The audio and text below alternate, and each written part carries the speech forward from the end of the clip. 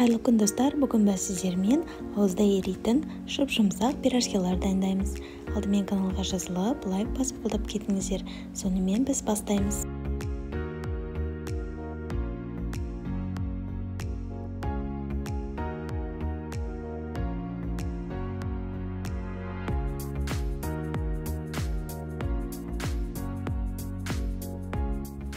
Жұмысымызды алдымен қамырымызды ашытып алудан бастаймыз. Қамырға бізге ыстық сүт және де жылы суды араластырып аламыз.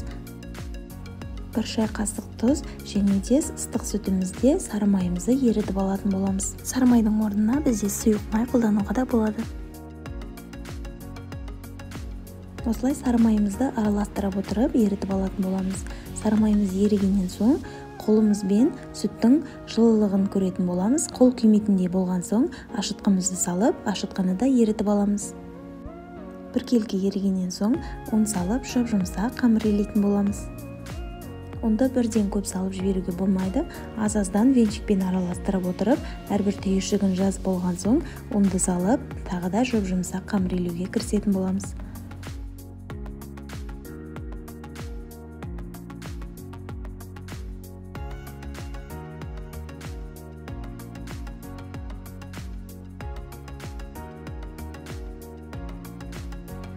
Қамырымыз дайын, ендеше бетін жауып, жылы жерге 1 сағатқа қойып қоятын боламыз.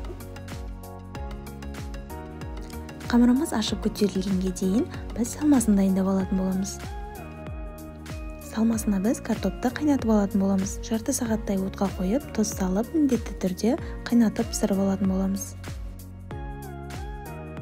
Картопымыз дайын болғанға дейін біз пиязымызды сақтап тұрып, майда қуырамыз.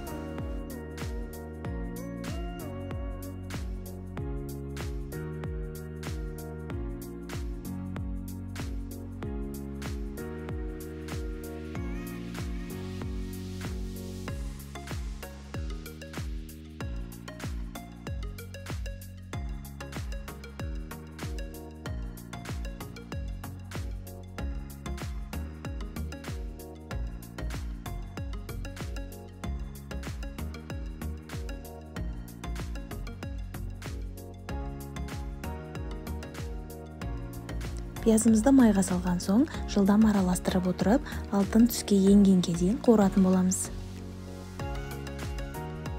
Пияздарымыз дәл осылай алтын түске енгенде бөлек ыдысқа алып аламыз, және де қайнап піскен картошкамызды жақсылап тұрып езіп алатын боламыз.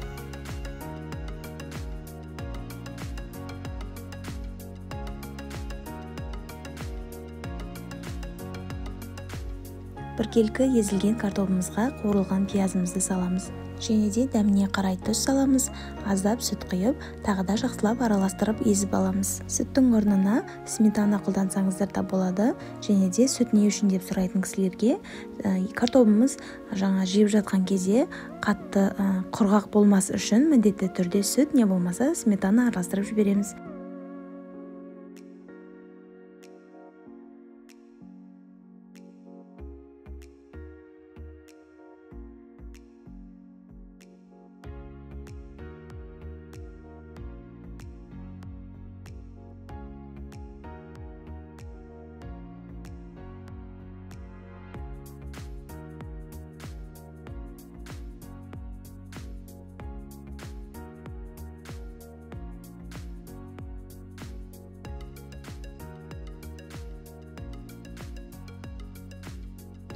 Қалауыңызға қарай қара бұрыш қосуға да болады. Сонымен салмасы дайын, ендеше қамырға кірісетін боламыз.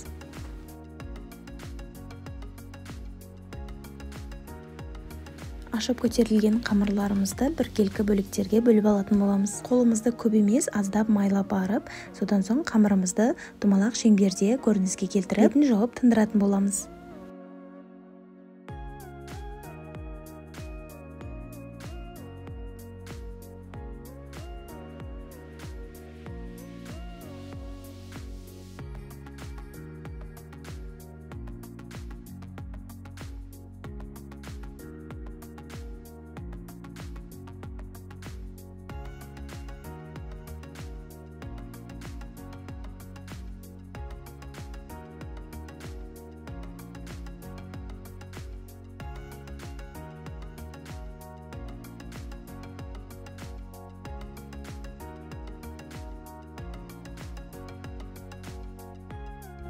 Ең бірінші тынған қамырымыздан бастаймыз, және де ортасын дәл осылай көрініске келтіріп алатын боламыз. Қатты жайып жіберудің қажеті жоқ, жай ғана қолымызбен шеттерін ашсақ жеткілікті. Содан соң барып қасығымызбен салмасын салып, өз қалауыңыз бойынша көбірек салсаңыз да болады. Және де майға салған кезде ашылып кетпес үшін жақсылап тұрып жабыстырып аламыз. Егерде қамырыңыз қатты қолға жабысқақ болып жатса, қолыңызда майлап барып жұмыс жасауға болады. Аса қатты көп майлаудың қажеті жоқ, себебі қамыр бір-біріне жабыспай майға салып қуырған кезде ашылып кетуі мүмкін. Сол себепті майды өте аз қолданамыз.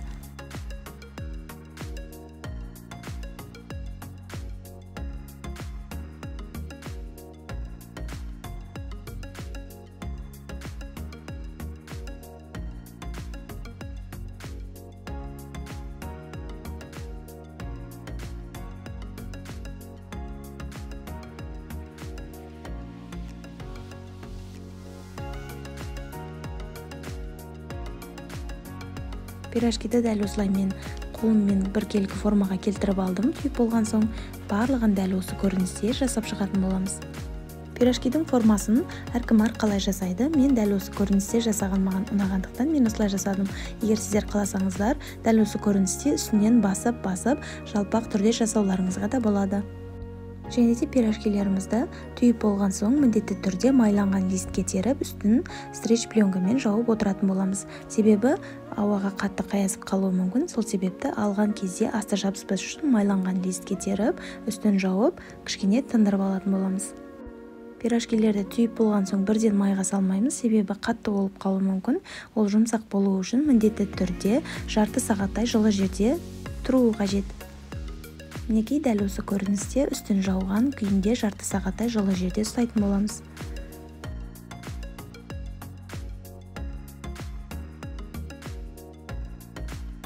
Қызып тұрған майымызда пирожкилерімізді қуырып алатын боламыз. Тағы да бір айта кететін жайт, пирожкиді түйіп жатқан кезде картошкаларыңыз, яғни салмасы дәл осылай сыртына жабысып тиіп кететін болса, осылай сырты қарайып қалуы мүмкін. Мен алуға тырысып жатырмын әрине. Сондықтан сыртына салмасын тигізбей жасауға тырысыңыздар. Қуырған кезде пирожкилердің түйілген жерін майдың астына қарат салатын боласыздар бірінші болып. Сол кезде қуырылған кезде ол ашылып кетпейді. Бірінші түйіп алған жағын қызартып аламыз, содан соң барып аударатын боламыз.